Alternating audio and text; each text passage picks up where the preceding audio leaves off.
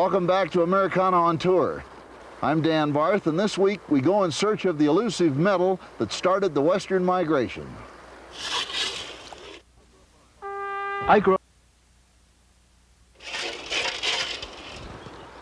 life of a prospector was hours of hard, back-breaking work, and generally the rewards were only enough for the week's provisions, maybe a night on the town, and a bottle of the local favored beverage, and it was back to the gold camps.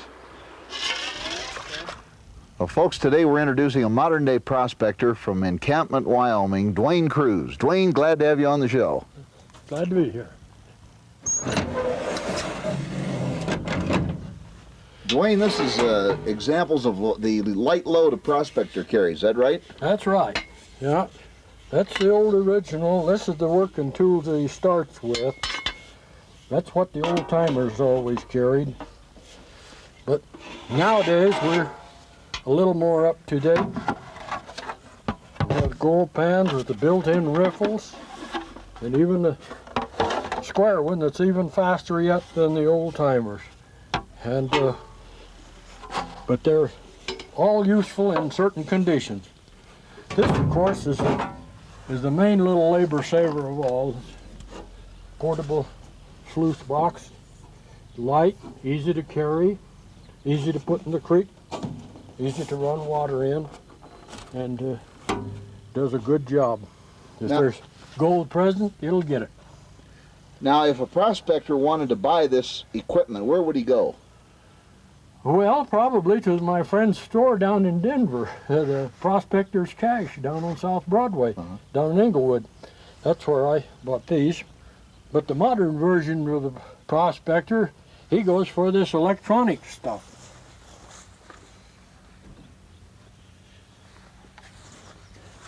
The modern version, he goes in for the electronics and the metal detector. Well, Dwayne, I hate to have to ask you to do all this work, but would you please demonstrate how to pan for gold? Yes, pleasure. Sure will. We find some sand, the creek, put it in here, and then pan it around in a semicircular motion like that, and it will find its way down. If there's gold in there, it'll find its way down into this little groove in the bottom of the pan. Just work it down until you get the light stuff, lighter weight sand, rock and stuff washed off of it, and the heavier concentrates will find a way down into the bottom of the groove. And you pan it down and work it around, and then run the water around over it, and you'll find the concentration of black sand, which is probably an oxide of iron, mostly. But that is also an indication of where gold might be found, and it'll always be right at the tail of your panning, right where the edge of it will show. They're along in here. Now, if there were nuggets, where would you see them? All over? Oh, they'd be over in here probably, because they'd really drop right down to the bottom, and they show up in a hurry. And there's nothing in the world that's any more of a thrill than to pick it up and pan it out there and find out that you picked up a real nice nugget. Because it will be right along here just ahead of the black sand. But that's what the old timers did it. That's the way they worked it. But sometimes they'd have to build a sluice box out of whipsawed lumber. They'd have to make their own lumber with a saw, you know, where they put one guy down in the ditch and they saw it by hand, make lumber. That's what you'll find over on Douglas Creek, the remains of some of them old time sluice boxes. You see, when the Civil War soldiers disbanded, a lot of them didn't have a home to go to, they didn't have any family left or anything else, and so they struck out, headed for the west, looking for gold. And so they put up with some awful hard times, and but A few of them really found a lot of gold, and they done real well. But in a few cases, like over here with Mr. Hahn, when he was mining over by Hans Peak, Colorado, mining was so good, and they was taking in so much gold that they forgot to double check their source of supplies and groceries.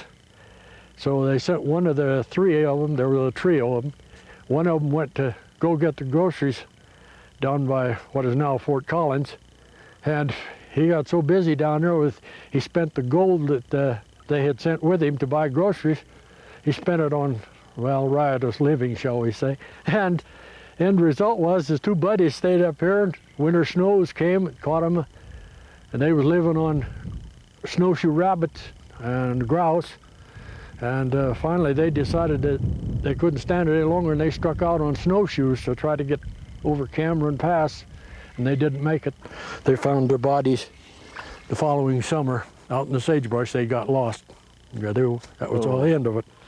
This is the more modern way of panning. It's a lot faster and every bit as efficient as the older type, but a lot of people aren't familiar with it, and they thought it was just a kind of a flash in the pan gimmick, so to speak. But actually it's a working tool, all right, for the modern prospector. And being as light as it is, it's a lot handier to carry around. And when you get all through, you can pan it down and it'll show up anything that you've got, just like the other pan. You just always keep your eyes open for places where there's a rusty streak in a cut bank or something, you know, along the edge of a creek or a wash. And where you can see a streak of rust-colored dirt or rock and gravel, that's where you want to pan. If you find a place like that and find evidence of a quartz outcrop nearby that has little holes in it, worm holes and bug holes that it looks like, that's a place you want to pan and sample that pretty thoroughly, because the gold will drop out of it. Those places where it was a little glob of iron ore and it has rusted out and released the little particles of gold, and they of course found their way out into the sand and then on down toward bedrock. So that's why you want to always check those kind of places out when you're prospecting. Muddy water is what moves the gold. Clear water, it will settle down, because gold is 19.6 times heavier than the water that it displaces. So as a result, if you just dropped a piece of gold in the bottom of this little stream, it'll just worm its way right on down through there, and it's just like trying to catch a flea on the back of a dog. He disappears quick, and that's the same way that particle of gold, because it'll work its way down until it hits something solid like bedrock or really a hard clay layer of dirt will sometimes stop it too, but most of the time it'll be clear down on the bedrock. It finds its way down there. It's that much heavier than the water that it displaces. We came down here in 1938, actually, and the first time to see about a ranch job, and so in the spring of 1939 we came down to work for Charlie Terwilliger out here on Cow Creek. The wages was $30 a month and board, and the board was pretty sad. In fact, the gal that done our cooking, she could take a skillet full of sliced raw potatoes and burn them black on one side and have the other side still raw. So after that, well, we just decided we'd quit and go prospecting. We could always do that good or better prospecting, so that's why we took off prospecting. So 1939, $1.75 a day, that was average wage. It's just about as good as you get around here for ranch work. Was anywhere from $20 to $30 a month. That's what I was getting, yeah. No, but no, it's still fun. It's a good recreation, and there's always that hope and that thrill, you know, that you might get the same as when you play a slot machine out in Las Vegas. You pull the lever down, and the wheel will go round and round and round. Boy, maybe this time it's going to be it. Sometimes nothing. Good way to put it, Dwayne. That's the way it is. Thanks. Sure. Appreciate it. All right.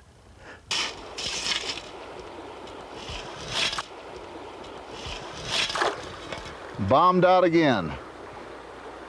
Great recreation, but for productivity, folks, a 9 to 5 is a better idea.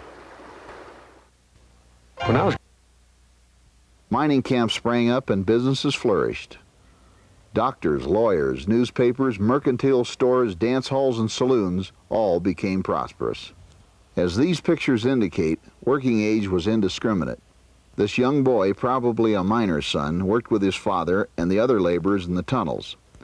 These ladies were probably wives working as cooks, laundresses, and bookkeepers.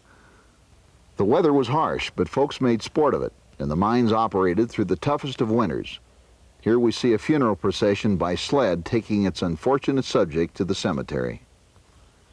In spite of the weather, life and death went on. Here on the top of the Continental Divide, in 1867, the Carissa mine opened. Within 9 years, there were 2,000 people living in this area. The buildings that you see here, many of them built 1867 and shortly thereafter, are still standing. Many of the mines are still standing. The activity, however, has ceased, and the main business now is tourism.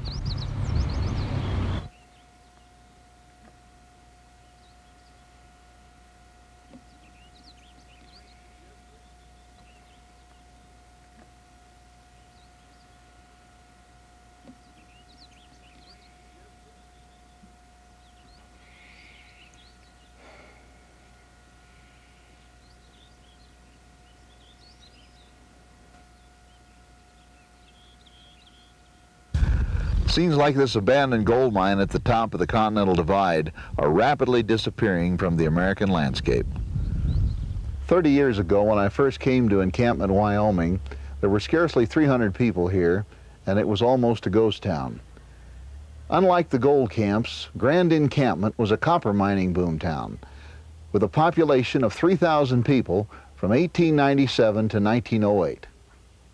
Then, as suddenly as it appeared, the activity of daily life nearly vanished. The ore was depleted and the smelter burnt for the third year in a row. Ore became too expensive to mine and refine. Mining companies, which dominated the area and the local economy, closed down and went on to greener pastures, and like many mining boom towns, Grand Encampment and the surrounding towns like Battle and Rambler became silent memories of better days. Located in south central Wyoming, the Encampment Museum houses an extensive collection of original buildings and artifacts from the area and has become a living history tourist attraction. We're here at the Grand Encampment Museum in Encampment, Wyoming, to introduce the real living history of the Old West. And we have here Mrs. Vera Oldman, who is the president of the museum board, and Director Leonard Clark. It's a real pleasure to be here, and I thank you very much for having us. Well, we're glad to have you here. I'm excited about this project, and I'm looking forward to seeing some of the finished product. Well, you have probably the best example of the real history of the Old West captured right here in your museum of any site in the United States. That's the truth.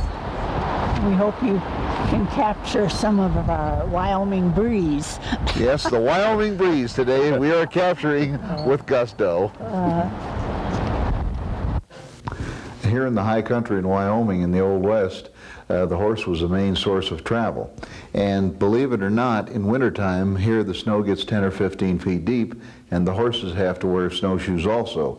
This is a genuine horse snowshoe, and it came from around the turn of the century or before, and in comparison to the human snowshoes, it is almost, I would say probably, graphically similar. Yeah, these are the bear paw snowshoes, and you can tell they look heavy, and they are heavy. And how would you like to walk around in these all day?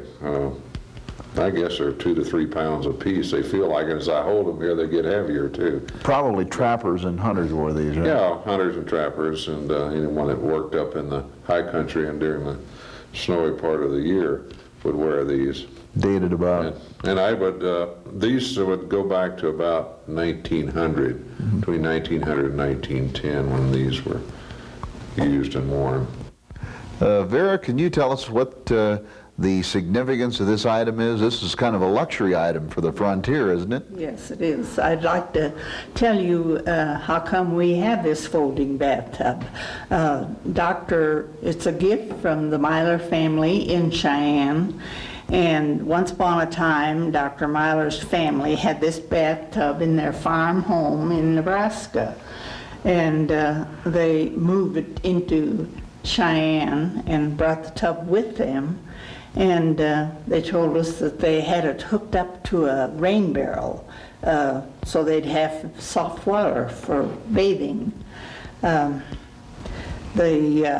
Dr. Myler used to come to encampment to hunt and fish, and his son eventually married an encampment girl. So I think that's why we rated all these wonderful things from the Myler family. We have a clipping from an old catalog, and back in 1895 you could purchase one of these from Montgomery Ward for $27.60 for a zinc line tub in a plain panel case. Or you could get, for $60, you could get a copper line tub in a carved case with a beveled mirror, and I'm sure that's what we have here. Vera, shall we show them how this thing works? Okay. All right.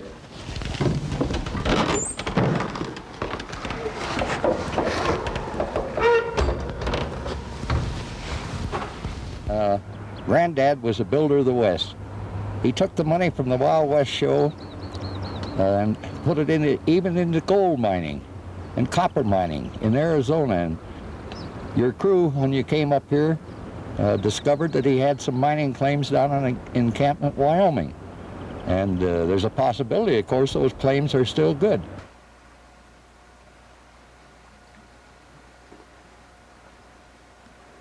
Now, Vera, this map is an overall view of the mining claims in the encampment area, right? That's right, that's right. See, it's a southern Wyoming copper belt. Mm-hmm. Now, these mines were also, they were not only copper, there was gold and silver, everything. People tungsten. Crazy about mining. What they might find, yes. Right. So, if, for instance, all these plots here, these little squares with different names, that was the name of the mining claim? Yes. The individual claim? Yes. And how big were they? Well, so far as I know, there were 20-acre. 20-acre plots, 20-acre plots. Mm-hmm. Now the Copper Giant, this one was registered, this mine was registered in Colonel Cody's name, wasn't it? That's right.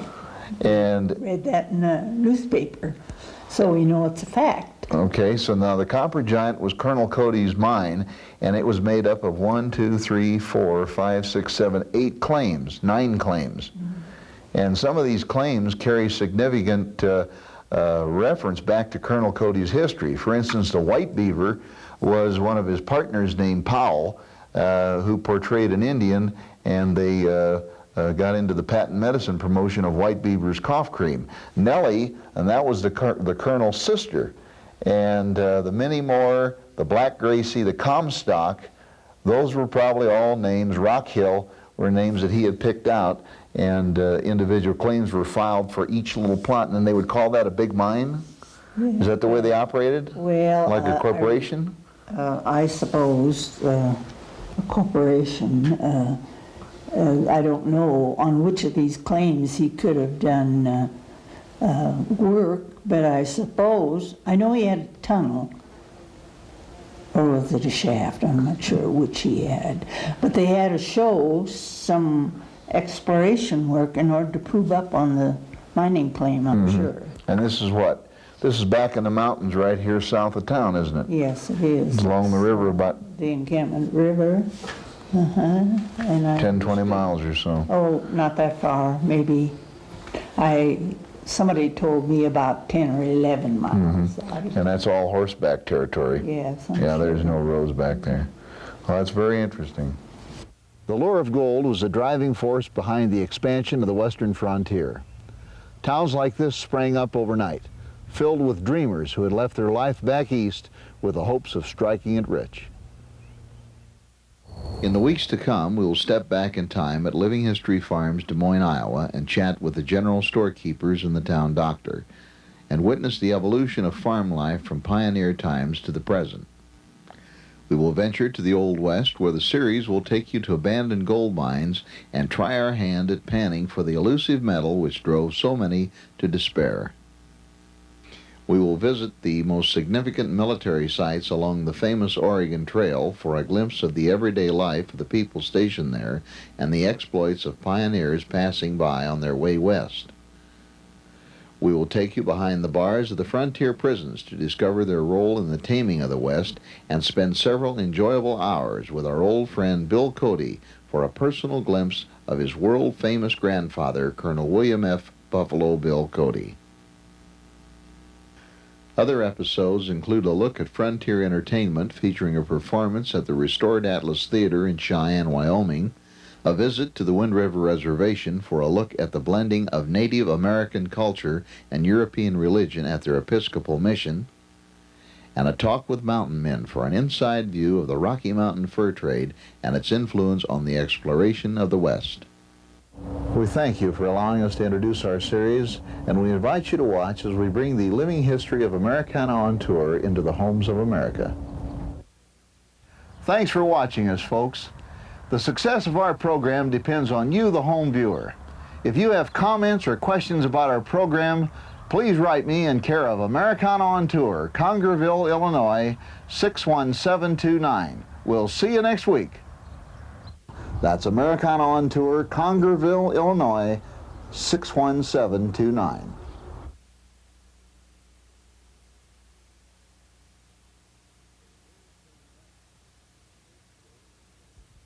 So the booms came and went.